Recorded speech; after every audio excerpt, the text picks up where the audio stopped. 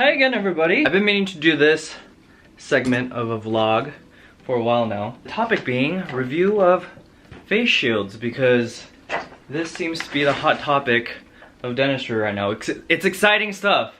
But yeah, I have 3 face shields here and I just wanted to go over the pros and cons of each. I left these in the car for a few days and I also wiped them down with cavi wipe as well. Important question, very important question. It's a question I've had since I was a dental assistant. The question being, if you drop a cavi wipe on the ground, can you now technically eat off of that floor? But part B of this question is that cavi wipe that was dropped on the ground, can you now pick it up and still keep sanitizing everything else? Because technically, cavi wipe sanitizing at all times, as long as it's not dry. Some say yes, some say no. You be the one to decide. Comment down below. But anyways, okay. First off, surgical cap, a game changer, especially because they start riding on your head after a while, and to have the N95 pulling on your face, pulling on your hair, it starts hurting after a while. So the surgical cap helps mitigate that, and you start also feeling some strain around your head if you are wearing these face shields for a while. So I'll link the one that I bought down in the description. Highly recommend it. This is the first one we got. I like this one, but it doesn't work with the loops. This little shield, it won't stay up, and you'll always be in restoration mode. For those of you that don't know, this little shield here, it keeps the filling material, the material that we pack your cavities with, it prevents that from hardening because it's a light cured type of product. So again, it works if you're like not doing anything dentistry, but this little filter doesn't stay up, so I wouldn't recommend it. So this next one was given to us by the school. It's from Ultralight Optics. As you can see, it's a little bit more protruded out than this one. Just so that you have room so that this thing can stay up. The clarity that you get from this little face shield, first off, it's very flimsy, if you can tell. It's actually a lot thinner than this one. And for that reason, you'll start noticing it bending in places.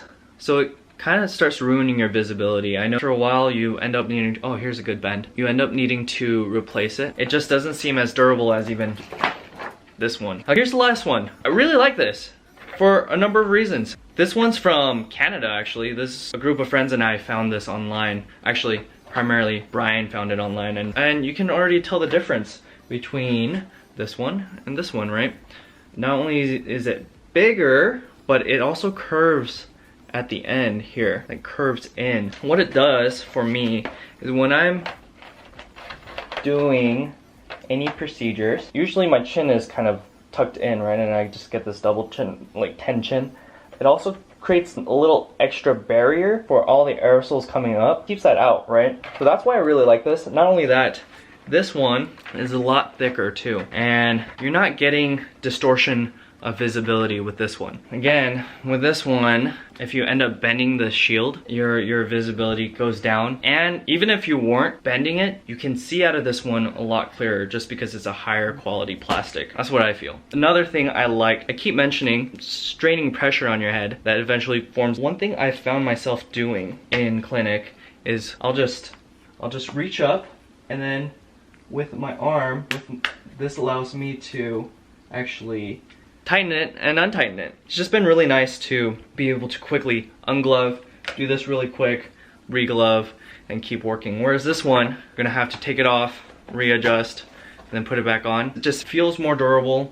The visual quality is a lot better, and it doesn't distort over time. If this does eventually happen to wear out, I can replace it. All I need to do is just take this off, and then it'll just kind of pop off like this, right?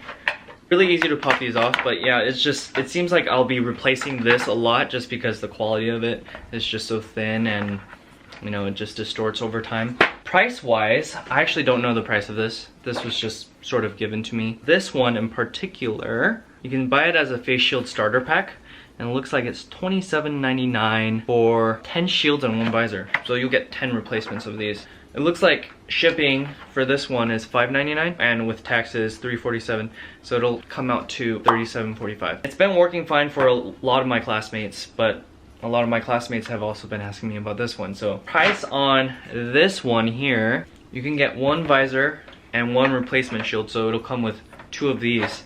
You can get that for $16. I personally feel like I'm going to be using this one for a while. I won't have to use the backup one soon. Since it is shipping from Canada, $16 for the visor and one replacement. It'll be $15 flat rate. One way to work around the shipping is that if your total purchase is over $100, they'll just take the shipping out. We've been getting a lot of comments, even the clinical dean kind of stopped me and looked at it. Yeah, it's been working out well. In no way am I sponsored by Laminati. I just really like the product, and that's why I'm making this review and also kind of giving you the pros and cons of each. So yeah, I hope you really like this review. I hope it helps you pick out the proper PPE for your clinic or for your education. Oh yeah, let me know the answer to that prior question, if the cavi wipe question. I'm really interested. But yeah, thank you so much for joining me today.